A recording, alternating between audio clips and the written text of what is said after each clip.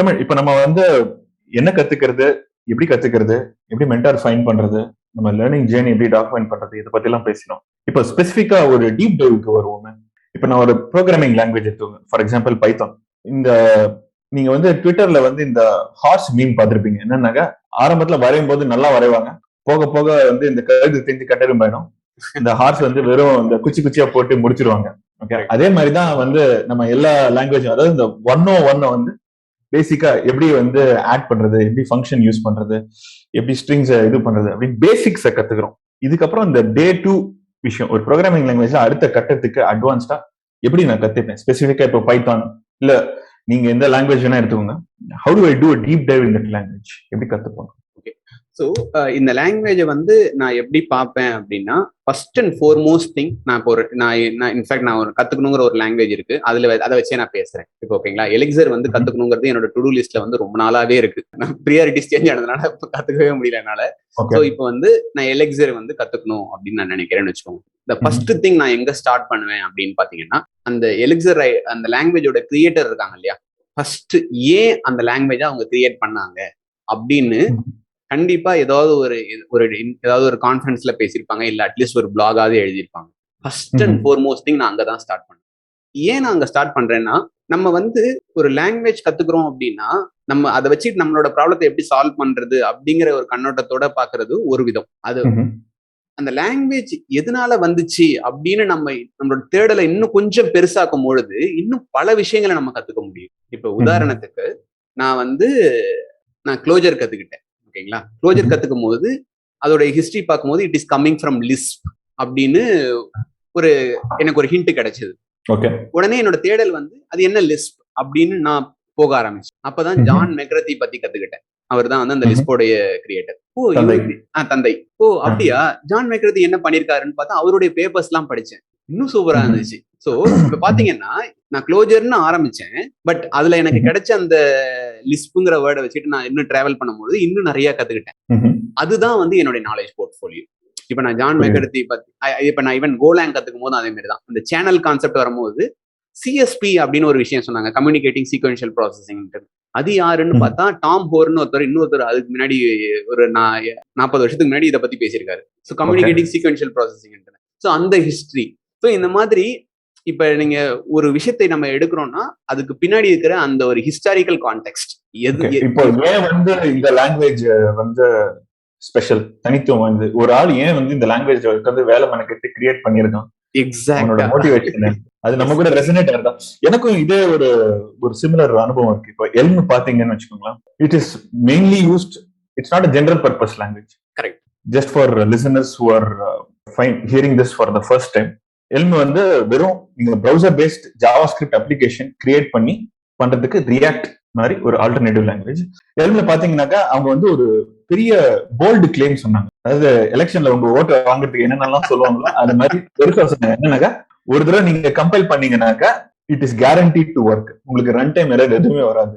அடிப்படை run time எரரே வராத ஒரு லாங்குவேஜ் நீங்க டிசைன் பண்ணீங்க அப்படின்னு எனக்கு ரொம்ப நாளாவே வந்து ஒரு ஜாவா ஸ்கிரிப்ட்ல ஒரு பெரிய தலைவலி என்னன்னாக்கா டைப்ஸ் அவ்வளவு ஸ்ட்ராங் இருக்கிறேன். ஸோ இது ரெண்டும் வந்து this motivated me to learn a language called Elm. So அந்த intensive motivation to learn a language வந்து என்னன்னு கண்டுபிடிச்சு அது உங்களுக்கு கூட ரெசனேட் ஆகுதான்னு பார்ப்போம். So that's what you are summarising. Exactly. So அந்த ரெசனேஷன்ங்கிறது ஒரு விஷயம். இன்னொரு விஷயம் வந்து பாத்தீங்கன்னா உங்களுடைய நாலேஜ் இன்னும் அது வைடன் பண்ணும். இன்ஃபேக்ட் அந்த ஃபவுண்டருடைய டாக் ஒன்று பார்த்துருந்தேன், கோலாங்கோடைய ஃபவுண்டருடைய டாக் பேசும்போது அவர் வந்து இந்த கோ ப்ரோவர்ப்ஸ்னு ஒரு 12 ப்ரோவர்ப்ஸ் இருக்கு. ஸோ அதுல வந்து ஒரு விஷயம் சொல்லியிருப்பாங்க, கிளெவரா கோட் அடிக்காதீங்க, கிளியரா கோட் அடிங்க. So that's a good learning for me. So நான் வந்து ஹாஸ்கல் பேக்ரவுண்ட்ல இருந்து வந்தேன். ஹாஸ்கல் வந்து ஆல் அபவுட் கிளெவர்னஸ்.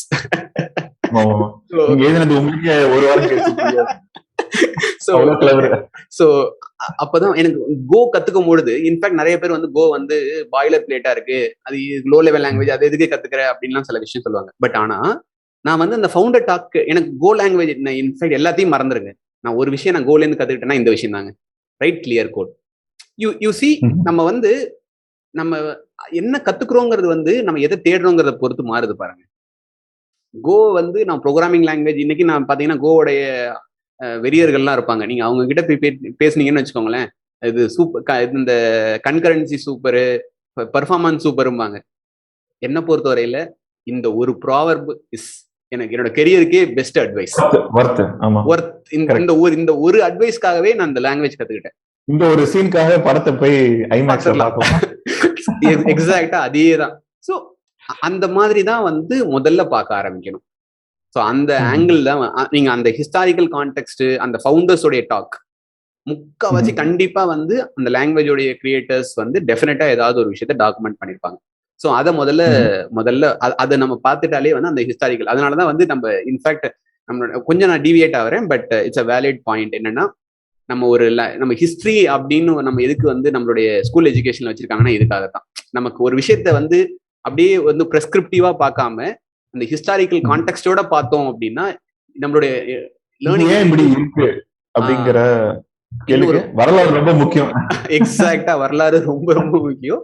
அண்ட் நம்ம கம்ப்யூட்டர் சயின்ஸை பொறுத்தவரையில வரலாறே ரொம்ப கம்மி தான்.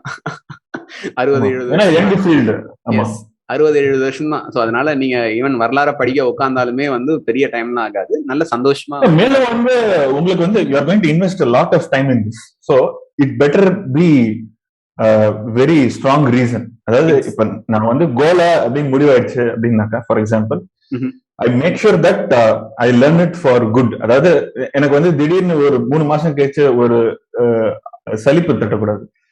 எதுக்குடா இதை கத்துக்கிட்டோம், ஏன்டா இது பண்ணோம், நம்ம முதல்ல எதுக்கு இங்க வந்தோம் அப்படின்னு ஒரு ஃபீல் இல்லாத இருக்கணும். அப்படின்னாக்கா உங்களுக்கு அந்த பேசிக் reason which drives you to learn a language or a technology should be very very strong and it should be intrinsic. அதுக்கு வந்து ஒரு ஷெல்ஃப் லைஃப் வந்து ரொம்ப ஜாஸ்தியா இருக்கிறது பெட்டர்.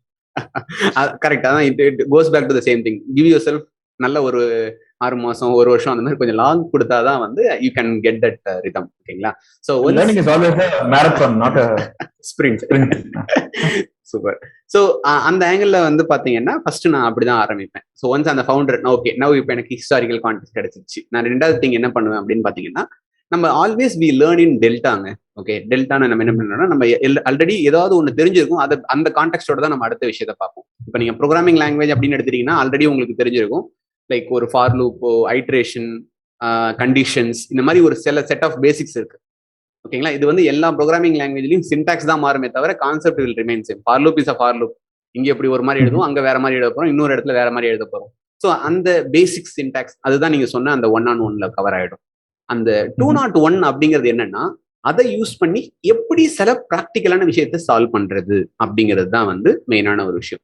ஸோ அங்கதான் வந்து that get in to the side projects that we discussed. ஓகேங்களா? சோ சைட் ப்ராஜெக்ட்ஸ் நீங்க the listeners-க்கு வந்து 1-on-1 201 அப்படிங்கிறது எல்லாருக்கும் தெரிஞ்சிருக்காது நினைக்கிறேன். கரெக்ட்.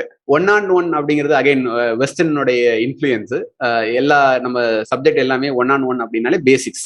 சோ பேசிக் முதல் செமஸ்டர் படிக்கிறது 1-on-1 101, ரெண்டாவது செமஸ்டர் மூணாவது படிக்கிறது 201. ஓகேங்களா? சோ இப்போ அந்த 201 அப்படின்னு நம்ம எடுத்துட்டாலே என்ன நடக்கும் அப்படின்னு பாத்தீங்கன்னா, கத்துக்கிட்டதை அப்ளை பண்றது. உண்மையில சொல்லணும்னா அங்கதான் ரியல் லேர்னிங் நடக்க போகுது. ஃபவுண்டருடைய ஹிஸ்டாரிக்கல் கான்டெக்ட் கிடைச்சிருச்சு. ரெண்டாவது வந்து அந்த பேசிக் சின்டாக்ஸ், எப்படி வந்து கோட ஆர்கனைஸ் பண்ணணும், எப்படி ஃபார் லூப் எழுதுறது, எப்படி அந்த அதாவது ஆல்ரெடி உங்களுக்கு ஒரு ப்ரோக்ராமிங் லாங்குவேஜ் தெரியும், அதை பேஸ் பண்ணி எந்த ப்ராப்ளம் கொடுத்தாலும் சால்வ் பண்ணிடுங்க அப்படின்னு சொன்னது ஃபர்ஸ்ட் திங். ஒன்ஸ் அதை வந்து அதை அப்படியே வந்து இந்த லாங்குவேஜுக்கு மாத்த போறீங்க, அது ரெண்டாவது விஷயம். மூணாவது விஷயம் that is where the real learning நடக்க போறது என்னன்னா, அதை பேஸ் பண்ணி நீங்க கண்டிப்பா ஏதாவது ஒரு சைட் ப்ராஜெக்ட் பண்ணிடுங்க. ஸோ அதுதான் வந்து மோஸ்ட் இம்பார்ட்டன்ட் திங். இப்போ உதாரணத்துக்கு பால் கணக்கே வச்சுக்கோம், நம்ம ஸ்டார்டிங்ல இருந்து அதே பேசிட்டு இருக்கோம், அதே நம்ம வச்சுக்கலாம். ஸோ அந்த பால் கணக்கை வந்து நான் வந்து லெட்ஸ் சே தட் நான் இப்போ எலிக்சர் பேசிட்டு இருந்தேன் இல்லையா, I will write an Elixir application which will automate my பால் கணக்கு. ஸோ அது தீம். ஸோ அந்த அப்ஜெக்டிவ் வச்சுக்கிட்டு I will be applying that learning. எனக்கு ஒருவேளை அது பிடிச்சிருந்துச்சு அப்படின்னா அடுத்த நிமிஷம் ஈவன் இப்போ எலிக்சருடைய ஸ்ட்ராங் யூஸ் கேஸ் என்ன தெரியுமா, இந்த கன்கரன்சி அப்படின்னு சொல்லுவாங்க. இப்போ எனக்கு இமீடியட்டா தோன்ற ஒரு விஷயம் என்னன்னா, ESPN Cricinfoல வந்து ஸ்கோர் அடிக்கடி நான் பார்ப்பேன். ஓகேங்களா? So think of this, நான் வந்து I'm going to write a ESPN Cricinfo clone. So வந்து ஸ்கோர் போர்டு வந்து 2 பேரலலா ஓபன் ஆயிருக்கும். நான் வந்து ஒரு ஸ்கோரர் இன்டர்ஃபேஸ் ஒன்று ரெடி பண்ணுவேன். ஸ்கோரர் இன்டர்ஃபேஸ்ல வந்து 4 அடிச்சிட்டான் அப்படின்னு கமெண்ட் டைப் பண்ணா பார்த்துட்டு இருக்க எல்லா வெப் பேஜ்லயும் ஆட்டோமேட்டிக்கா அப்டேட் ஆகணும், அந்த எலிக்சர் யூஸ் பண்ணி இதை எப்படி பண்றது. ஸோ இது எல்லாமே வந்து பாத்தீங்க அப்படின்னா இந்த மாதிரி ஒரு தீமை எடுத்துக்கிட்டு அப்ளை பண்ணீங்க அப்படின்னா அங்கதான் உங்களுடைய ரியல் லேர்னிங் வந்து இதாகும். ஸோ இதுதான் வந்து என்னுடைய ஸ்டெப் 1, 2, 3. இப்போ வந்து இது வந்து ப்ரோக்ராமிங் லாங்குவேஜுக்கு ஒத்து வரும். இப்போ வேற ஒரு விஷயம் எடுத்துக்கோங்க. இப்போ இப்போ ஃப்ரேம் ஒர்க், இப்போ நான் ரியாக்ட் கத்துக்கணும் அப்படின்னு நினைக்கிறேன், அதுக்கும் இதே கான்செப்ட் அப்ளை பண்ணலாமா? இப்போ எலிக்சர்ல நீங்க பால் கணக்கு பேக் ஹேண்டா போட்டுட்டு ரியாக்ட் எடுத்து அந்த மாதிரி பண்ணலாமா? அதுலயும் இந்த 101 201 சோ அங்கேயும் வந்து பாத்தீங்கன்னா இந்த ஹிஸ்டாரிக்கல் கான்டெக்ட் ரொம்ப ரொம்ப முக்கியம். இவன் எல்ம் எடுத்துப்போமே, எல்ம்ல வந்து பேசிட்டு இருந்தோம் இல்லையா, எல்ம்ல வந்து பேசிட்டு இருந்தோம்னா அந்த எல்ம் ஆர்கிடெக்சர்னு ஒரு கான்செப்ட் இருக்கு. அதோட ஹிஸ்டரி எடுத்து பாத்தீங்கன்னா even sourcing, command query, responsibility separation, அதோடைய ஹிஸ்டரி ஒன்று இருக்கும். So even with library or a framework டெஃபினட்டா ஏதாவது ஒரு ஹிஸ்டாரிக்கல் கான்டெக்ட் இருக்கும். இல்லாம எங்கேயோ ஒருத்தவனுக்கு ஏதாவது ஒரு ஸ்பார்க், அந்த நியூட்டனுக்கு வந்து ஆப்பிள் கீழே வந்த மாதிரி ஏதாவது ஒரு ஸ்பார்க் எங்க இருந்தாவது வந்திருக்கும். எனக்கு ரொம்ப ரொம்ப பிடிச்ச ஒரு விஷயம் ரூபி ஆன் ரைல்ஸ். நீங்க ரூபி ஆன் ரைல்ஸ்ல போய் பாத்தீங்கன்னா டாக்டரின்னு ஒன்னு எழுதியிருப்பாங்க, ஒரு செட் ஆஃப் பிரின்சிபல்ஸ். இதனாலதான் வந்து நான் ரூபி ஆன் ரைல்ஸ் வந்து நான் கிரியேட் பண்ணேன் அப்படின்னு அழகா சொல்லியிருப்பாரு. Amazing thought process. எங்கயா இருந்த அப்படிங்கிற மாதிரி ஒரு ஃபீலிங் அதெல்லாம். ஸோ அந்த ரூபி ஆன் ரைல்ஸ்ல வந்து பாத்தீங்கன்னா அவன் சொல்லியிருப்பான் கான்செப்சுவல் கம்ப்ரெஷன் ஏதோ ஒரு சம்திங். அதாவது நான் புதுசா வந்து நான் ஒரு சிம்பிளா வந்து ஒரு பிளாக் போஸ்ட் எழுதுற ஒரு கிரெட் அப்ளிகேஷன் பண்ணணும்னா நான் இவ்வளோ விஷயம் பண்ணணுமா, அதுக்கு நான் இப்படி பண்ணியிருந்தா ஈஸியா இருக்குமே அப்படின்ட்டு they started again. That's a different way of learning. So இது எல்லாமே வந்து பாத்தீங்கன்னா உங்களுக்கு அந்த ஹிஸ்டாரிக்கல் கான்டெக்ட், அந்த இன்ஸ்பிரேஷன், இது எல்லாமே வந்து it gives you the broader picture. So இது கண்டிப்பா ஒரு ஃப்ரேம் ஒர்க்குக்கும் லைப்ரரி இருக்கும். So you need to start there. And இங்க வந்து பாத்தீங்கன்னா இப்போ ஃப்ரேம் ஒர்க் பண்ணும்போது உங்களுக்கு அட்வான்டேஜ் என்னன்னா இது எல்லாமே குட்டி குட்டி பீசஸ். ஸோ இந்த குட்டி குட்டி பீசஸ் எல்லாத்தையும் நம்ம எப்படி பண்ணலாம்னா நீங்க உங்களோட லேர்னிங் எல்லாத்தையும் கலெக்டிவா அப்ளை பண்ணலாம். ஃபார் எக்ஸாம்பிள் நான் யூஐ டிசைன் பத்தி பேசிட்டு இருந்தேன் இல்லையா, ஸோ யூஐ டிசைன் பத்தி பேசிட்டு இருக்கும்போது நான் டைல்வின் சிஎஸ்எஸ் பத்தி நான் டிஸ்கவர் பண்ணேன். ஸோ நான் டைல்வின் சிஎஸ்எஸ் வந்து லேர்ன் பண்ணணும்னு நினைச்சிட்டு இருந்தேன். அதுக்கு எனக்கு ஒரு சைட் ப்ராஜெக்ட் வேணும். இந்த யூஐ டிசைனுக்கு எனக்கு ஒரு சைட் ப்ராஜெக்ட் வேணும். எவென்ச்சுவலி இந்த ரெண்டு சைட் ப்ராஜெக்ட் தான் it becomes my learn CS in Tamil கல்வி உடைய பிளே கிரவுண்ட் ஆயிடுச்சு. என்னோட சைட் ப்ராஜெக்ட் தான் வந்து இப்ப என்னுடைய சாஸ் ப்ராடக்ட். ஓகேங்களா, இதுவரையும் நானா ஸோ இன்ஃபேக்ட் பாத்தீங்கன்னா என்னோட கிட்டப் ரெப்போ ஓபன் பண்ணி பாத்தீங்கன்னா எக்கச்சக்கமான playground, Elm playground, Haskell playground, Clojure playground, பிளே கிரவுண்டுங்கிற வேர்டை வச்சு என்னோட கிட்டப் போய் சர்ச் பண்ணுங்க, எக்கச்சக்கமான விஷயங்கள் இருக்கும்.